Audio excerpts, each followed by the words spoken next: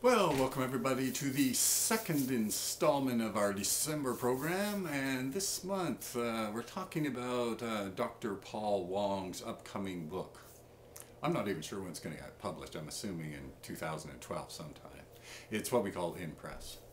And the title of the book is The Human Quest for Meaning. And the reason we're going to look at it is because, as most of you know, Dr. Wong's work lays a foundation for the program here at Sunshine Coast. And this book is a very scholarly compilation of many of the finest works around from some of the finest psychologists around. So he's edited it and invited these very fine psychologists to contribute their work. So we have this, he's got this very complex book of I don't know how many chapters, probably over 20, contributed by different authors to point out little bits of the puzzle in this thing that we call meaning and purpose in life. So last week we talked about the threats and recognizing the threats to living a meaningful life. Such things as trauma, such things as getting older, death, loneliness. These things are in the addiction field, of course, hitting bottom. These are all threats to how we make sense of our lives and how we find meaning in our life. But beyond that, Dr. Wong donates a chapter to his own book in which he outlines the function of meaning in people's lives. And he sort of boiled it down into this thing he calls the PURE model. And PURE is an acronym. It stands for purpose, understanding, responsibility, and evaluation enjoyment. Okay, P-U-R-E.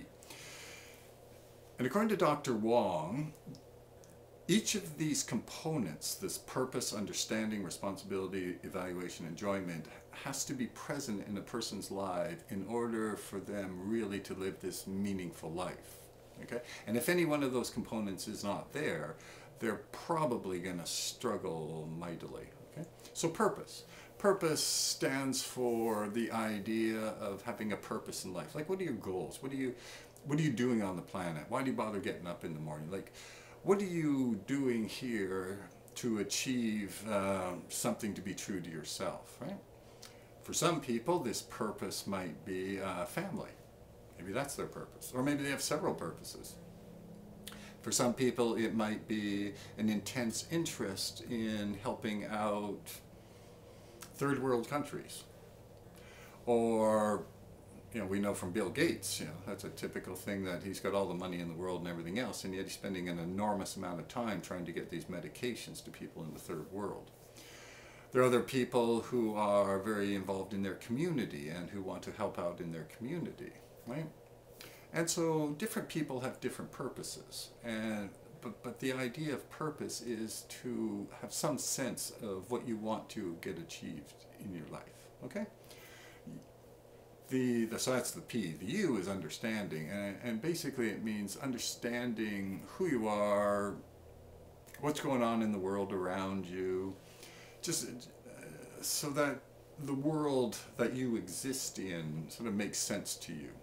Or the very famous Aaron Antonovsky called it sense of coherence, and we've talked about that concept of sense of coherence. But it basically means to get a good understanding of who you are, what's going on around you, so that basically there are no real surprises coming at you from life. And interestingly enough, a lot of the research done on people in recovery has shown that those people who get surprised by life, like, oh, I was going out with this woman and she cheated on me. Geez, I can't believe it, and all that kind of thing. They're shocked at this, surprised by that. They've missed something along the way. Like the cues were probably there. They just flat out missed them. So they get surprised by life quite a bit.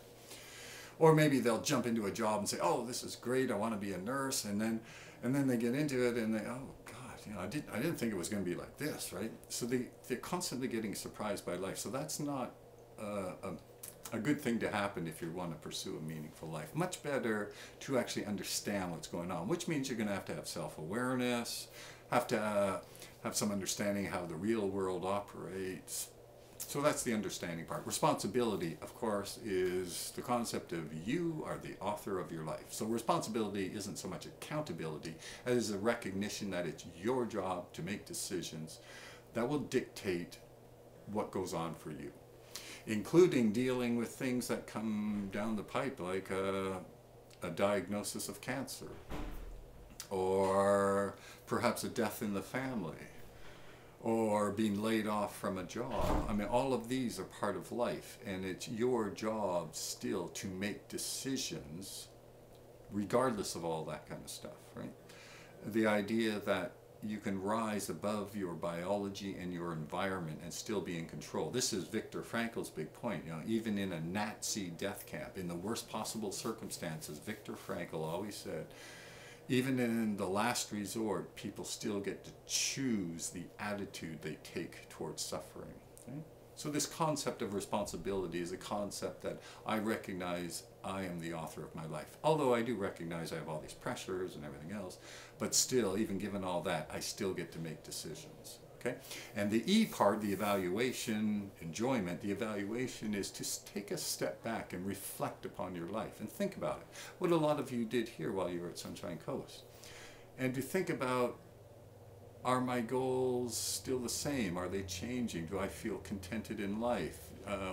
How did I handle the situation?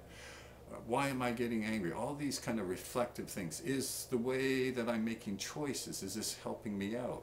Is the way I'm dealing with pressures of life, is that working for me or against me? Can I see a positive in the negative? Can I, for example, when I hit bottom, do I see this as this horrifying thing, or do I see it, maybe this was the thing that triggered this new life I have?